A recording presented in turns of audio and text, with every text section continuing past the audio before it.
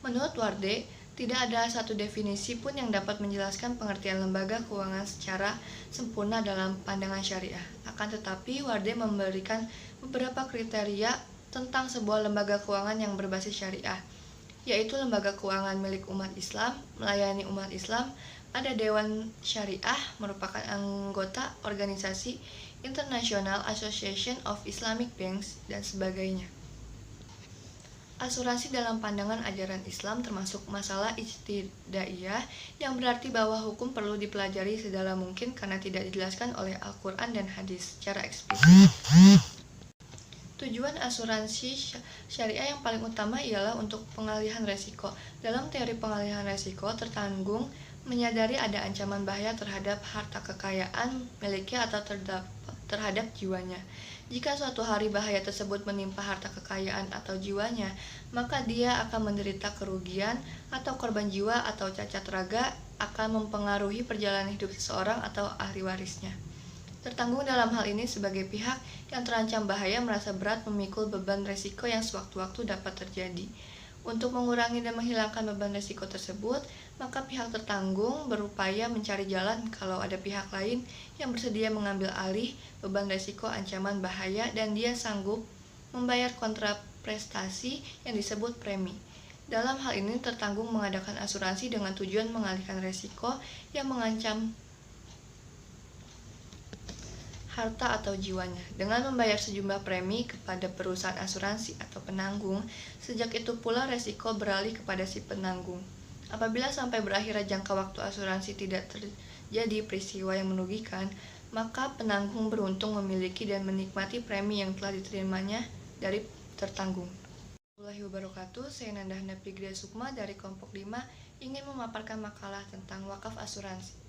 Asuransi adalah pertanggungan atau perjanjian antara kedua belah pihak, di mana pihak satu berkewajiban membayar iuran atau kontribusi, pihak yang lainnya memiliki kewajiban memberikan jaminan sepenuhnya kepada pembayar kontribusi. Apabila terjadi sesuatu yang menimpa kepada pihak pertama atau barang miliknya sesuai dengan perjanjian yang sudah dibuat. Saat ini banyak berkembang perusahaan asuransi syariah yang juga menawarkan wakaf sebagai salah satu yang ada dalam programnya. Salah satu contoh wakaf wasiat polis asuransi jiwa syariah yaitu wakaf berupa polis asuransi syariah yang mana nilai investasinya dan atau manfaat asuransinya diwakafkan oleh tertanggung utama dengan sepengetahuan ahli waris ketika manfaat polis jatuh tempo atau wakaf meninggal dunia. Wakaf secara etimologi berasal dari kata wakaf yang berarti adalah kata yang berbentuk masdar yang pada dasarnya berarti menahan, berhenti, atau diam. Apabila ketika tersebut dihubungkan dengan harta seperti tanah, binatang, atau yang lainnya, ia berarti pembukuan hak milik atau faedah tertentu.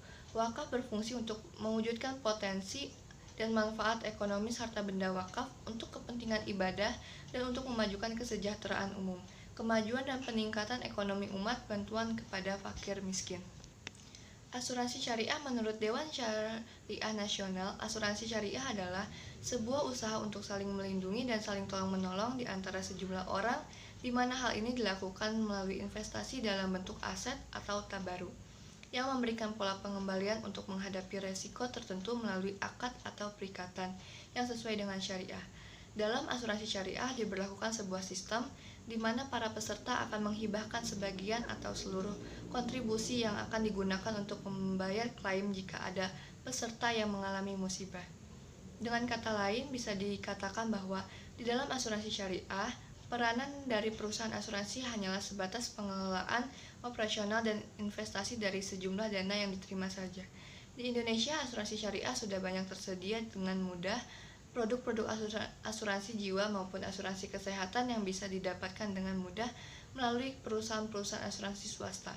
Dalam perkembangannya, asuransi syariah memiliki banyak keunggulan dan kelebihan jika dibandingkan dengan asuransi konvensional. Lembaga keuangan syariah. Dalam pandangan konvensionalnya, lembaga keuangan adalah badan usaha yang kekayaan utama berbentuk aset keuangan, memberikan kredit atau menanamkan dananya dalam surat berharga, serta menawarkan jasa keuangan lain seperti simpanan, asuransi, investasi, pembiayaan, dan Wakaf yang digalakan. Gembar-gembor wakaf sebagai salah satu instrumen keuangan Islam menjadi sangat penting untuk terus digaungkan. Bila mengingat sejarah, wakaf menjadi salah satu instrumen yang banyak memberikan kesejahteraan bagi umat. Perkembangan perusahaan asuransi saat ini menilai wakaf asuransi syariah mempunyai potensi yang besar untuk berkembang di Indonesia. Pasalnya, Indonesia merupakan negara mayoritas muslim terbesar di dunia, yang sudah tentu tidak asing lagi soal wakaf.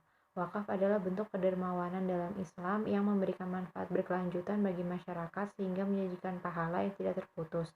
Polis asuransi syariah yaitu wakaf berupa polis asuransi syariah yang mana nilai investasinya dan atau manfaat asuransinya diwakafkan oleh tertanggung utama. Hanya saja dengan sepengetahuan ahli waris. Wakaf asuransi syariah bertujuan untuk pemanfaatan asuransi dengan berinvestasi melalui lembaga pengelola wakaf yang nantinya memiliki hasil dan manfaat. Kemudian manfaat tersebut digunakan untuk maslahatan umat. Menurut Badan Wakaf Indonesia, potensi wakaf di Indonesia mencapai angka 180 triliun. Namun pada 2017, total penghimpunan dana wakaf baru mencapai 400 miliar. Sementara berdasarkan data Bank Indonesia, sektor sosial Islam yang mencakup sistem wakaf memiliki potensi sekitar 217 triliun atau setara dengan 3,4% PDB Indonesia, sehingga dapat memainkan peran yang sangat penting untuk mempercepat pembangunan ekonomi dan mendukung stabilitas keuangan. Beberapa penelitian telah ditemukan wakaf asuransi nantinya akan mengalami pertumbuhan baik dalam industri asuransi. Hal ini lantaran produk wakaf asuransi merupakan salah satu produk yang spesifik dan hanya berlaku di asuransi syariah. Saat ini sudah ada beberapa perusahaan asuransi yang mempunyai produk ini dan produk ini akan booming seiring pemahaman dan kesadaran masyarakat akan manfaat wakaf asuransi. Animisme pelaksanaan wakaf dalam perusahaan asuransi syariah. Keberhasilan di lembaga keuangan syariah bergerak dalam bidang asuransi dan wakaf ditentukan oleh integrasi masyarakat secara umum dan kepada nasabah secara khusus.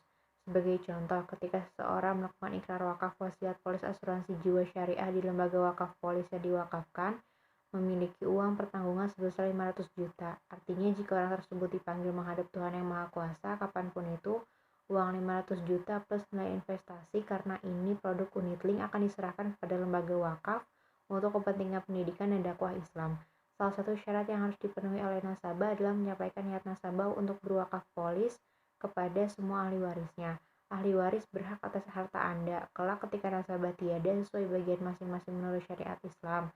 Supaya tidak ada perselisihan di kemudian hari, diperlukan persetujuan bahwa mereka pemegang polis akan mewakafkan nilai polis asuransi yang dimiliki. Program asuransi wakaf menjadi sesuatu yang baru bagi industri jasa keuangan nasional.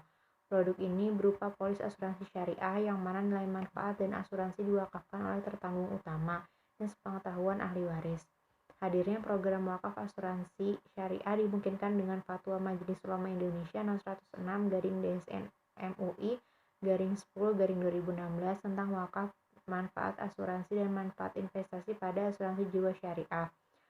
Ada fatwa wakaf uang yang memungkinkan wakaf bisa diberikan dalam bentuk uang. Permasalahan wakaf juga diatur dengan regulasi pemerintah oleh Undang-Undang Nomor 41 Tahun 2004 tentang wakaf. Aturan itu diperjelas melalui Peraturan Pemerintah Nomor 42 Tahun 2006 tentang pelaksanaan UU Nomor 41 Tahun 2004.